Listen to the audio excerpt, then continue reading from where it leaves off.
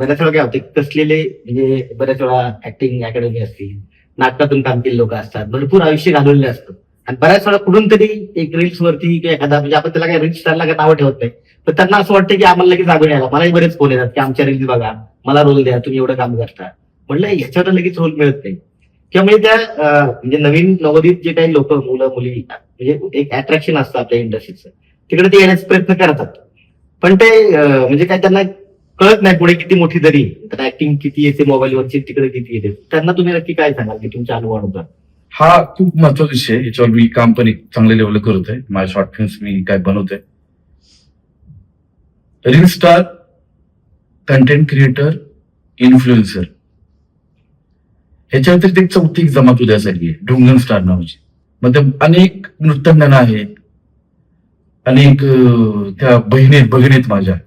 पण त्यांच्या प्रत्येक रीलमध्ये त्यांना जे अवयव झाकायचे असतात ना, ते त्यांना दाखवायची आणि हलवायची सवय आहे. हा एक भाग आहे. पण होतंय काय माहितीये का याच्यामुळं, की वातावरण वेगळं होतंय. बरोबर. पिढी भरकडायला लागली आहे. पिढी प्रचंड मोठ्या भरकडायला लागली आहे. लॉकडाऊनच्या नंतरची पिढी ज्याला ती मोबाईल वापरायला लागली किंवा जी जनरेशन आहे, यांना कळलं की नक्की करायचंय काय.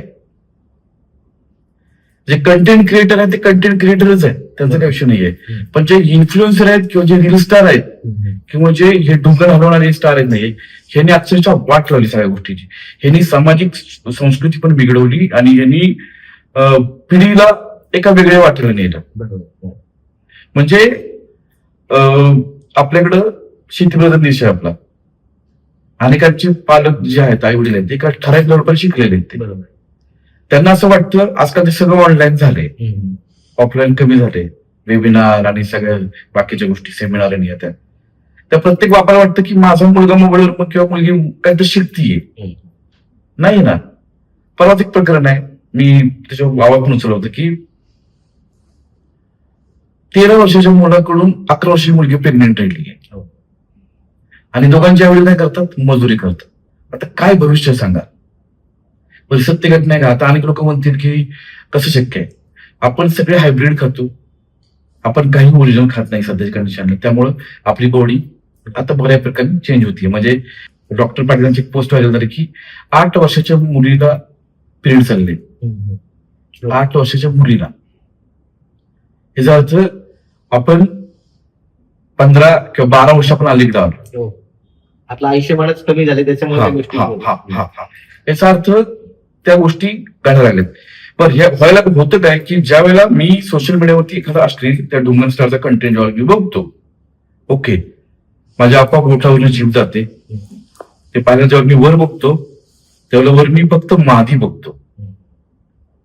ती मुलगी 4 वर्षाची आहे, 14 वर्षाची आहे, 20 वर्षाची आहे, 50 वर्षाची बाई आहे, 80 वर्षाची बाई आहे. नाही बघ, मी फक्त मादी बघतो. कारण आता माझ्या डोक्यात तेच चालू आहे ना आता एकंदरीत ते. कारण आपल्या देशामध्ये 10 महिन्याच्या बाळापासून ते 80 वर्षाच्या आजीपर्यंत बलात्काराचे केस समोर आले. लेटेस्ट मध्ये खूप लांब जायची गरज नाही, 6 महिन्यात केस आहे ते. आता गुजरातमध्ये घटना घडली. 7 वर्षाची मुलगी आहे, तिच्यावरती 35 वर्षाच्या माणसाने अतिप्रसंग करायचा प्रयत्न केला, बलात्कार करायचा प्रयत्न केला. त्या मुलीने प्रतिकार केला तर त्यांनी रागाच्या भरामध्ये तिच्या गुप्तांगात 1 फुटाची सळी घातली. इमॅजिन करा. आपण पुढे चाललोय. बरं, आपल्या देशाचा इतिहास काय सांगतो. सीतामातेसाठी रामायण घडले, द्रौपदी माईसाठी महाभारत घडले, छत्रपती शिवाजी महाराजांच्या काळामध्ये परिस्थितीकडे वाकड्या नजरेला बघणाऱ्या लोकांचा चौरंगा केला जायचा. सरदार महाजी शिंदेजी आपले थोर व्यक्तिमत्व, त्यांच्या काळामध्ये तर चांबडी सोडली जायची. आणि आपण काय करतो, बलात्कार झाला, ती मुलगी गेली, तिला बळीपण झाला की आपण मेणबत्ती घेऊन जातो. हे मेणबत्ती पेटवून काढून आणले. आता मुद्दा कुठून निघाला, आता मुद्दा रील्स वरून इकडे गेला. म्हणजे गांभीर्य किती मोठं आहे बघा. म्हणजे कळत नाही की एक्झॅक्टली काय कुठं कसं चाललंय, कशामुळे होतंय. पण बलात्कार करायची ते कुणाची इच्छा नसते ना, पण ते वातावरण असं निर्मित केलं की तो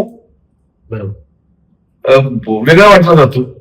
बरं, जे करतात, जे मुलं ज्यांनी वेगळी वाट निवडली किंवा ज्यांनी त्यांच्या हातातून असे प्रकारचे गुन्हे घडले, पण ते घडतात ते पण ते रोज रोज तीच बघून ते चेंज होतं. आई वडिलांना वाटतं की मुलगा अभ्यास करतोय काय. अशा सध्या दुःखी आई वडिलांची संख्या खूप जास्त आहे. म्हणून मागाशी सुरुवातीला बोललो की मी छत्रपतींच्या विचारांवरती मी व्हिडिओ यासाठी मी बनवतो की पिढी सुधारली पाहिजे आणि आपला मुलगा आपली मुलगी योग्य वाटेला आहे याचा अभिमान आपल्या प्रत्येक आई वडिलांना वाटला पाहिजे.